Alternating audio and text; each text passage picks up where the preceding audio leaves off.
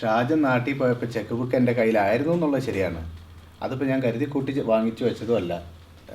ഖജാൻജി ഇല്ലാത്തപ്പോൾ പൈസ കൈകാര്യം ചെയ്യേണ്ട പ്രസിഡൻ്റാണ്, അതുകൊണ്ട് വാങ്ങി വെച്ചെന്നേ ഉള്ളൂ. കരുതിക്കുട്ടി ചെയ്താണെന്നും ആരും പറഞ്ഞില്ലല്ലോ. ഒരു ചെക്ക് ലീഫ് മിസ്സിംഗ് ഉണ്ട്, അക്കൗണ്ടിൽ 800 രൂപ കുറവുണ്ട്. അതിന് ഉത്തരം പറഞ്ഞാൽ മതി. എനിക്ക് തോന്നണ കണക്കിൽ എവിടെയെങ്കിലും ഒരു പിഴവ് പറ്റിയതായിരിക്കുന്ന. Check book വീട്ടിലെവിടെയാണ് വെച്ചായിരുന്നേ? പിള്ളേരെങ്ങാനും എടുത്ത് അല്ലെങ്കിൽ പുറത്തുനിന്ന് വന്ന ആരെങ്കിലും കൈ കിട്ടി കാണും. ചെക്ക് ഞാൻ ഭദ്രമായിട്ട് തന്നെ വെച്ചിരുന്നത്. പിന്നെ കൈ കിട്ടിപ്പോയാൽ എത്ര ലീഫ് ഉണ്ടായിരുന്നു ഞാൻ നോക്കിയില്ല. അതെൻ്റെ ഒരു മിസ്റ്റേക്കാണ്. പല സംഘടനകളിലും ഭാരവാഹികൾ പൈസ അങ്ങോട്ടും ഇങ്ങോട്ടും ഒക്കെ മറിക്കുകയും തിരിക്കുകയും ചെയ്യാറുണ്ട്. അത് വലിയ കാര്യമൊന്നുമല്ല. അങ്ങനെ വല്ലതും ചെയ്തതാണെങ്കിൽ അതങ്ങോട്ട് തിരിച്ചിട്ടാൽ മതി, ആ പ്രശ്നം. 800 യൂറോയ്ക്ക് ദാരിദ്ര്യമുള്ള വീടല്ല ഞങ്ങളുടെ. ഇത് ഞാൻ കൈകാര്യം ചെയ്തോളാം. അതിപ്പോൾ ദാരിദ്ര്യം ഉണ്ടെങ്കിലും 800 രൂപ ചുമ്മാ കിട്ടിയാൽ വീട്ടിൽ ജോലിയും കോലില്ലാതെ ചുമ്മാ ഇരിക്കുന്ന ആരെങ്കിലും വേണ്ട അത് വയ്ക്കും. നീ എങ്ങനെയാണെന്ന് വെച്ചാൽ എല്ലാവരും അങ്ങനെയാണെന്ന് കരുതണ്ട.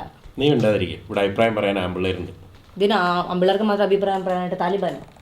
ദയവ് ഇത് എല്ലാവരും ഒന്ന് നിർത്ത്. ഇങ്ങനൊരു അലിഗേഷൻ ഉണ്ടായ സ്ഥിതിക്ക് ഞാൻ ഈ പ്രസിഡന്റ് സ്ഥാനം രാജിവെച്ചേക്കാം. രാജിവെച്ച് പുറത്തു പോയ പ്രശ്നം തീരാതെ എന്താ വല്ല മന്ത്രിസഭയാണോ? മിസ്സായ 800 രൂപയുടെ കാര്യം പറ, എന്നിട്ട് ബാക്കി പറയാം. ഇതിലൊക്കെ ഒരു പരിഹാരം ഉണ്ടാക്കണം. നിങ്ങളെല്ലാം ഇടാപിടി സ്റ്റൈലിൽ നിന്ന് പോലെ ഇത്രയും കാലം സംഘടനയെ കൊണ്ടുവരുന്ന ആളാണ് ഹസ്ബൻഡിൽ. ഇപ്പോൾ ഒരു പ്രശ്നം വന്നപ്പോൾ എല്ലാവരും കൂടെ അയാളെ കയറി ക്രൂശിക്കുക. ഓരോ തലവേദന എടുത്ത് തല വെക്കുന്നത്. എൻ്റെ ശീല സാമൂഹ്യ പ്രവർത്തനം എന്ന് വെച്ചാൽ എന്നും തലവേദനയും ദുരിതം മാത്രമേ ഉള്ളൂ. പിന്നെ ഇതൊക്കെ ആരെങ്കിലും ചെയ്യേണ്ടതെന്ന് വിചാരിച്ച് ചെയ്യണതാ. രാജി അടുത്ത പ്രസിഡന്റ് ആരാന്ന് പറയാം.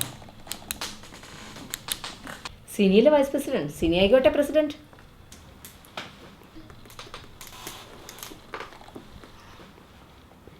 പെണ്ണുങ്ങളുടെ സ്ഥാനം വൈസ് പ്രസിഡന്റാ. എൻ്റെ അഭിപ്രായത്തിൽ ഷാജൻ ചേട്ടൻ പ്രസിഡന്റ് ആയാൽ മതി. അയ്യോ, എനിക്ക് സമയം ഉണ്ടാവില്ല. ഖജാൻജി പ്രസിഡൻ്റായ പുതിയ ഖജാൻജിനെ തിരഞ്ഞെടുക്കേണ്ടി വരും.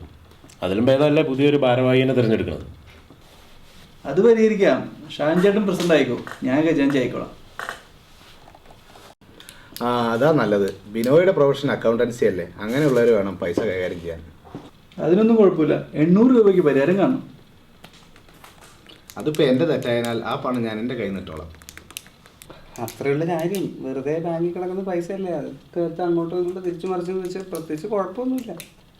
ഞങ്ങൾ പൈസയൊന്നും തിരിച്ചിട്ടും മറിച്ചിട്ടും ഒന്നുമില്ല. ഈ പണം എവിടെ പോയെന്ന് ഞങ്ങൾക്കറിയില്ല. ഈ 800 യൂറോ ഇടുന്നത് ഞാൻ കൂടി അധ്വാനിച്ചുണ്ടാക്കിയ പൈസയാ.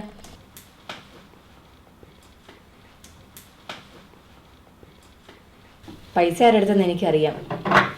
2 ദിവസം മുമ്പ് എൻ്റെ ഭർത്താവിൻ്റെ പേഴ്സിൽ ഞാൻ കുറച്ച് അധികമായ പൈസ കണ്ടു. അത് ഞാൻ പറഞ്ഞില്ലേ, ബൈജു വേറൊരാൾക്ക് കൊടുക്കാൻ വേണ്ടി എൻ്റെ തന്നാന്ന്. നാട്ടിൽ കൊടുത്തൂടെ? എന്നിട്ട് ബൈജുവിനെ ഞാൻ വിളിച്ചായിരുന്നല്ലോ. ബൈജു അങ്ങനെ പൈസ ഒന്നും ആർക്കും കൊടുത്തിട്ടില്ല. വെറുതെ വീട്ടിലെ പ്രശ്നം ഇങ്ങോട്ട് വലിച്ചഴിക്കുന്നു. ഇത് വീട്ടിലെ പ്രശ്നമൊന്നുമല്ല. വെറുതെ ഒരു മനുഷ്യനെ ഇങ്ങനെ കള്ളമാക്കാൻ എനിക്ക് ഇന്നോണ്ടിരിക്കാൻ പറ്റത്തില്ല. അവക്ക് ഭ്രാന്ത. അതിൻ്റെ അടുത്ത ഐറ്റം എടുക്കും. നിക്കട്ടെ. പേഴ്സിൽ പണം, ബൈജു പണം കൊടുത്തിട്ടില്ല. എന്തോ ചീഞ്ഞു നടന്നുണ്ടല്ലോ. പുതിയ പ്രസിഡന്റിന്റെ പേഴ്സിൽ പണം വന്നത് എങ്ങനെയാണെന്ന് വ്യക്തമാക്കണം. സൗകര്യമുള്ള വ്യക്തമാക്കാൻ നീ ആരാ എന്റെ പേഴ്സിലെ കണക്ക് ചോദിക്കാൻ?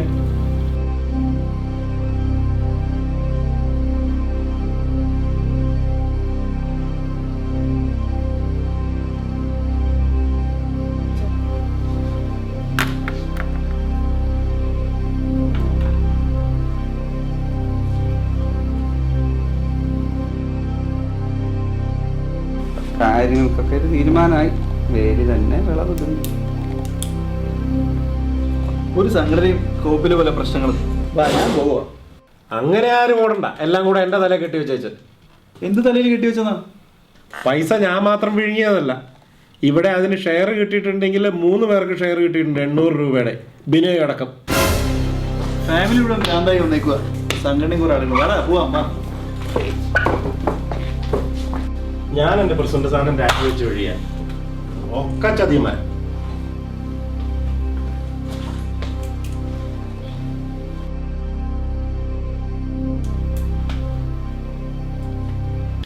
അപ്പോൾ ആകെ മൊത്തം തീരുമാനമായിട്ടുണ്ട്. അപ്പം പ്രസിഡന്റ് പുതിയ ഖജാൻജി ഞാനായിക്കോളാം.